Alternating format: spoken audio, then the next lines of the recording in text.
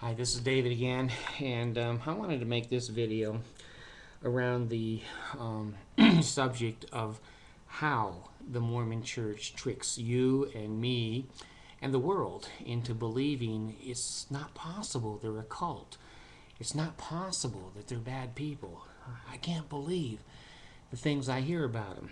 Let me give you some examples because I do have a little bit of education. I've got a master's degree and I know a little bit about human beings and influences from the outside, how they feel and how they're persuaded. I've been a salesman twice, once with Farmers Insurance and once with New England Life, and I was their top salesman. So I have some background in closing and sales presentations.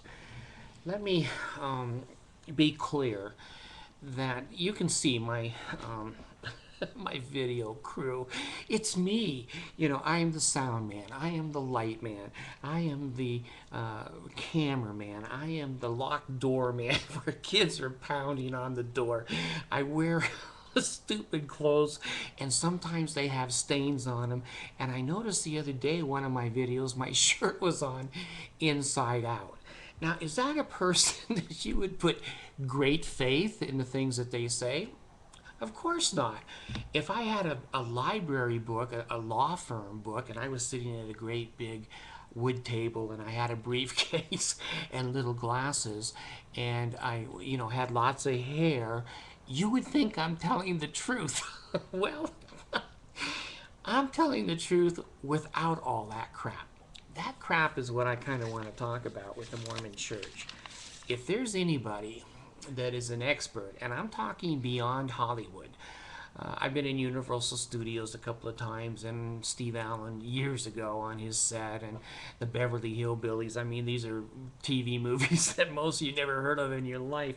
But I know a little bit about how to influence people through the ears and the eyes. Sensory deprivation was a specialty of mine in sudden infant death syndrome, which I studied extensively and wrote a small book on that never got published.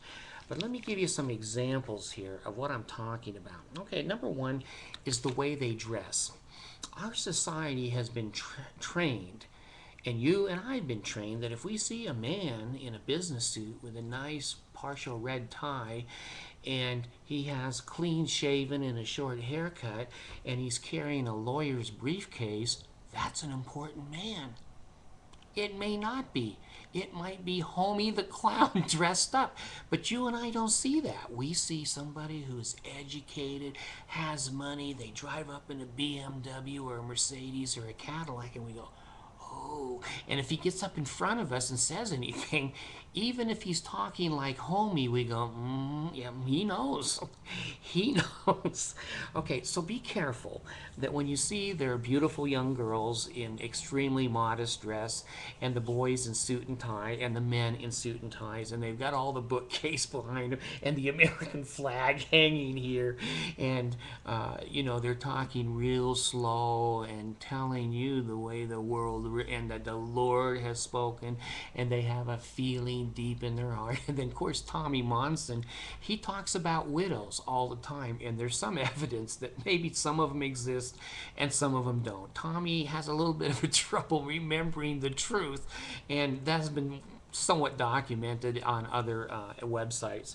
So watch out for their dress. Their dress doesn't mean that they're smart, they're intelligent, and that they have moral standards, and that they're informed or educated. Okay, now the music that the Mormon churches use, why do you think they have the Mormon Tabernacle Choir? That is one of the most beautiful choirs I've ever heard in my life. It's not the only one, but it's certainly a beautiful one. And when they produce movies and videos, you can bet your ass it's some of the best I've ever seen. Better than Hollywood in some cases. BYU has a TV and radio and broadcast systems that are the best in the world. All of the Mormon chapels and all of the Mormon stake centers have satellite dishes on them. They used to have just radio antennas up on the very tops of their steeples. But these people, they are good. Good, good, good. And when you hear them do a presentation to you, on the humanitarian and here's these little black guys that got a couple of 2x4s from the Mormon church, and they don't even have a roof to put it up in Haiti. But the Mormon Tabernacle is singing in the back, and the cameraman is taking pictures in the mountains and the beautiful snow and the beautiful streams. You and I go, oh, they must be helping those poor people in Haiti. They're not. They're not. But they're good at portraying that they are. Their sound systems, let me mention, when you hear them talk over the podium at General Conference and other places, there's an automatic sound man that echoes just a little bit the voice like it is from the heavens. And you and I believe it is. They'll talk, and we go, geez, is that coming from heaven? And you and I get fooled. It's just like a subliminal sales presentation. That's all it is, and the Mormon church is full of salesmen in high positions. The holiday programs, my God, when you see their Christmas productions and you see their Thanksgiving, I don't think they do Halloween, but they're fabulous. The Osmonds are singing, and cute little Marie is up there, and you just think, this is heavenly. Well, it's attractive. It's attractive. But it's kind of like an attractive woman that you're not married to. It may be just a little bit good to look at it, enjoy it, but boy, if you get involved with it, it's a snake. It'll ruin your life. So will the Mormon church. So, their holiday presentations. They have many parties. They have a lot of socials in the Mormon church. They have no money, so it's always a potluck or a green jello. And so if you like green jello and casseroles, that's a good thing, because you're so poor and paying your tithing, you don't have any money. So you go to these potluck and socials and dances and things that are, second rate in the gym, in the chapels. One of the things I've seen evolve over the years ago, when we blessed a baby, a brand new baby is born, and we decide to bring it before the elders of the church. We stand in the front of the group at sacrament meeting, and we get all the elders together that were called to help bless this baby, and the microphone. It used to be the babies came up in just ordinary baby clothing, and they were dressed clean and were attractive. Oh my God. Nowadays, it is like a huge ceremony. The baby's clothing is always white, and it's dragging down on the floor as they bring it up to the front. It's like a child from heaven. But it still craps and wets its pants. But you would know that with the white that's on it. Again, visual deception. Visual. Same way in the temples, that basically the temples, you dress in white. I mean, when you see a wedding gown and a beautiful girl in a white wedding gown, that's very attractive and very nice. Well, you go to the temple, you take off all of your clothes, run around naked for a while if you're in the washing and anointings, be embarrassed to hell, lock your locker and your Rolex watch because some other Mormon is going to steal it from you. But they dress you all in white, your shoes, your socks, your belt, your shirt, everything, and all the robes that you put on, and the baker's hat, everything is in white. And you think, this is the way I've pictured heaven. They're smart. They're smart. Be careful. Be careful. Everyone in heaven might be dressed in black. Who knows? They have this secret. When they're carrying their scriptures, they have what's called a triple combination, which is crap on crap on crap, in my opinion. But they have it in a leather-bound zip lock cover. So when you see Mormons walking with that, it looks like the Jehovah's Witness walking with the watchtower, but it's classier. So it looks like they're important. It looks like they're going to give a presentation, or they know the scriptures. They may not have even opened those books, and the books have gold pages on the outside, so it looks important. It's gold. Deception. Deception. They always have official names. He's the president. He's the counselor, first counselor, second counselor. He's the regional representative. He is, or she is the Relief Society president. They always give these fake titles, and when they introduce you, they always use them. Oh, this is the stake president, Jim Smith.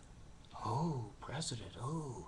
So, be careful. They use name tags, and they use triple combinations, and they use fancy names to make you think they know something or have something you don't have. They also equate prosperity with spirituality. Their Book of Mormon says, if you're real spiritual, you'll have nice things. And if you've got a trophy house and a nice Mercedes and, a beautiful little wife, you must be spiritual. You must be spiritual. That's what the Mormons are trained to think. And they'll present that to you as proof that the Lord blesses those who join the Mormon church. Not true, but it's trickery that we all accept. Their buildings, their chapels, their stake centers, BYU, Idaho. They're beautiful buildings with spiral staircases and marble this and gold that. And you walk in and you go, boy, these people really know what they're doing. Yeah, they're stealing tithing money from people all over the world, and 1% go to BYU. All of their buildings have satellites on them. All they have, too, is radio stations in the upper towers of their building. So be careful. Be careful of the Googling eyes. They're made to Google. They're tricky. They know it. Also, take a look at the BYU television and BYU radio. My gosh, when they put on a presentation and they use the Tabernacle Choir and old men voices talking slow and echoing, good Lord, you think it's Jesus talking on this movie. And they are experts at scenery with the trails and the oceans and the rivers and the mountains with snow and the animals. Even the temple movie, inside their temples, are well produced. They know what they're doing to extract emotion and want you to not think about their church, but feel about their church and join it. So, their TV station in the evening always plays the Lucy Show and the Lawrence Welk Show, and they put on that there's some type of holier than thou 1950s lineup of radio TV shows. It's silly. It's silly. Only people that are my age know about the Lucy Show or, the Lawrence Welk Show. And that draws in the old people who give them an inheritance money, and it draws in old people to give them tithing money because the old people don't perhaps need it as much. So let me be a voice of warning and a voice that's clear. I have an education on this. I've taken mass communications. I've taken, the little cheerleaders in their dresses and the ranting and raving and the pay, lay, ale, and everybody's saying it. Everyone's dressed the same. Everyone is in white, and they're standing up with authority and the triple combination. Don't be fooled. Don't be fooled. If this ain't a circus show, I don't know what is. And I just want to warn anyone and everyone within the sound of my voice that these people are tricky. They're tricky. And you have to be aware and use your brain, not your heart. Thank you so much for listening. Bye.